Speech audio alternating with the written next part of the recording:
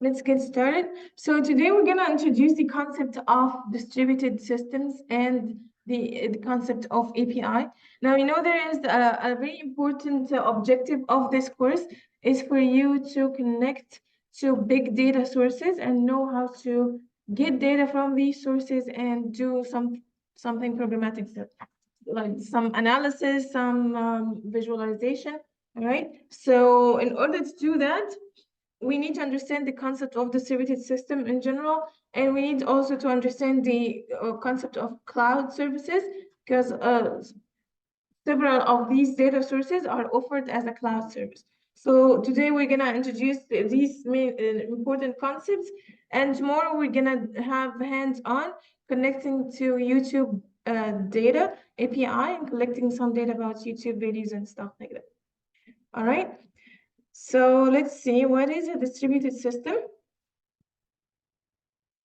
First, introduction to the concept of architecture or system design.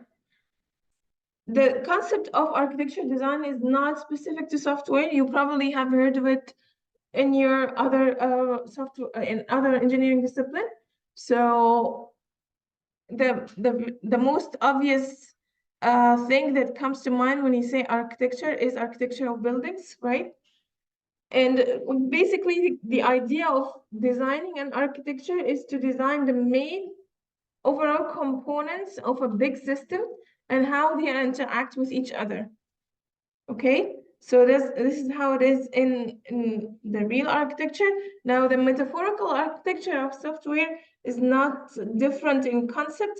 It's just the nature of the components are different. So when you are designing an architecture of building, you're talking about walls and maybe size. I don't know much about buildings, but you know, the components are physical components. In software, you don't have physical components, you have software components, and they need to interact with each other. So we borrowed that concept from physical systems into the software systems, and we still have components in the software, and we want to make sure that these components interact with each other properly. So an architecture or a system design step is needed. Now you see this is the software development life cycle. We're going to talk about the more detailed design later. Okay, after the reading, we're going to talk about more detailed design. But generally speaking, the general activities in the software life cycle start with requirements analysis and requirements institution analysis. So what is it we need to do? That's the step. And then how are we planning to do that? So this is what kind of requirements needed in the system that we're trying to build. And then in the the design steps, we decide how are we going to build it. Okay, so there are two steps in that.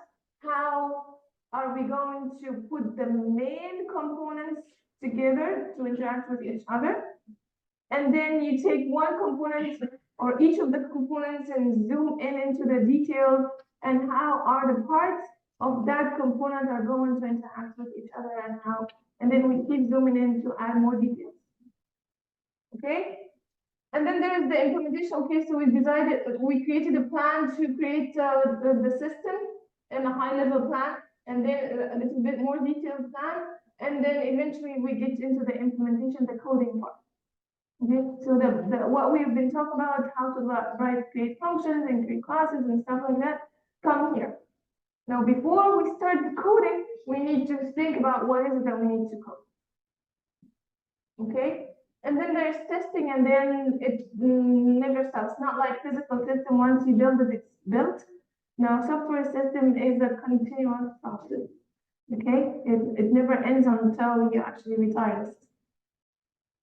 All right, so what we are going to talk about now is important ways of organizing the components. So a question is whether you're going to put the entire software system in one machine, or whether you're gonna split it into multiple machines. So far we are running applications in one device, right? But we can, depending on the application, put parts of our code in different devices and have them interact with each other. And that's what we call the distributed system.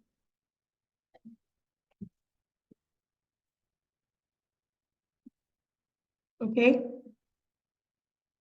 Now, just like there are architectural patterns for buildings, there are architectural patterns. These are just the patterns, just known organizations or designs that were created before and have been proven successful.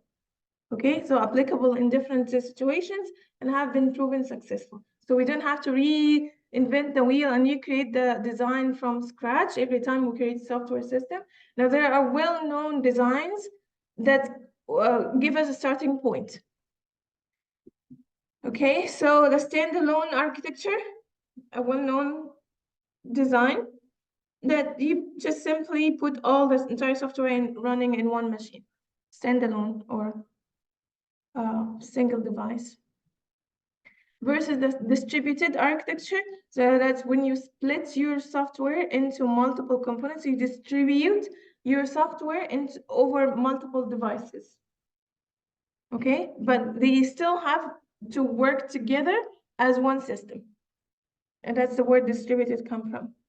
The most popular or the most common distributed architecture is the client-server architecture.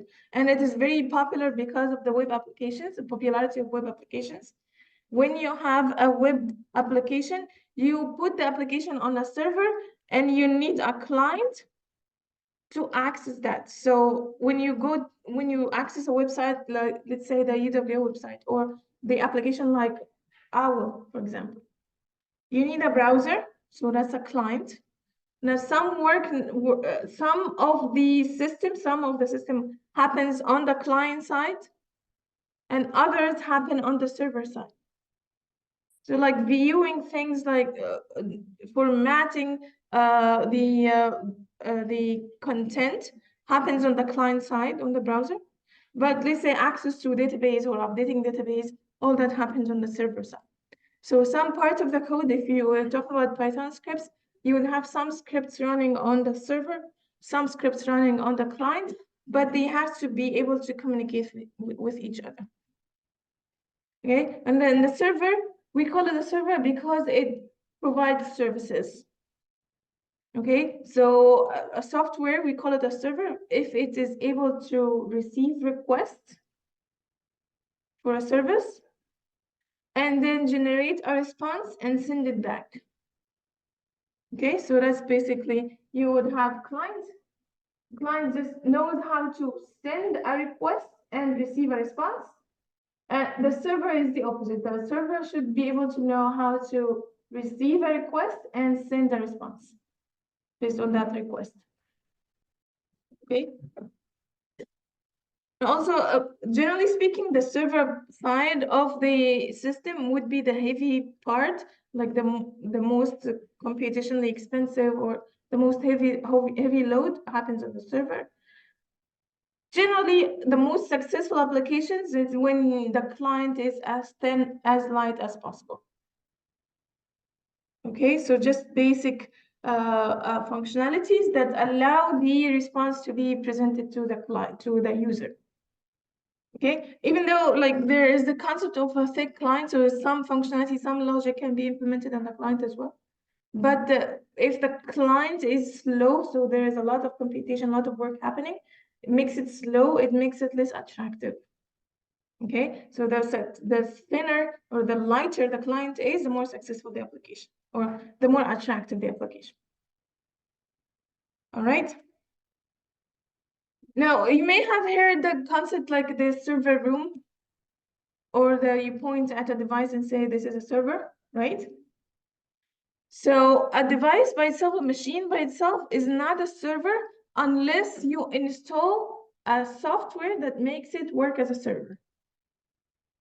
Okay, so when we refer to a device or a machine as a server, it's because this is something that we install the server software on it. So the actual server is a software component, all right, not the hardware component. But we often refer to the device that have the software server installed as a server. Also we refer to the device that have the client installed as the client. But it's actually really, if you have a machine that doesn't have the server software installed, it's not a server, no matter, even if it's powerful. Okay.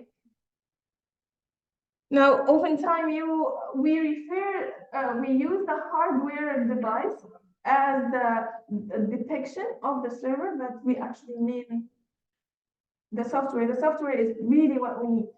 Okay, so even if we depict it as a server, like as a device like this, we're really talking about the software installed in that device. Okay, now the clients, you can have different types of clients.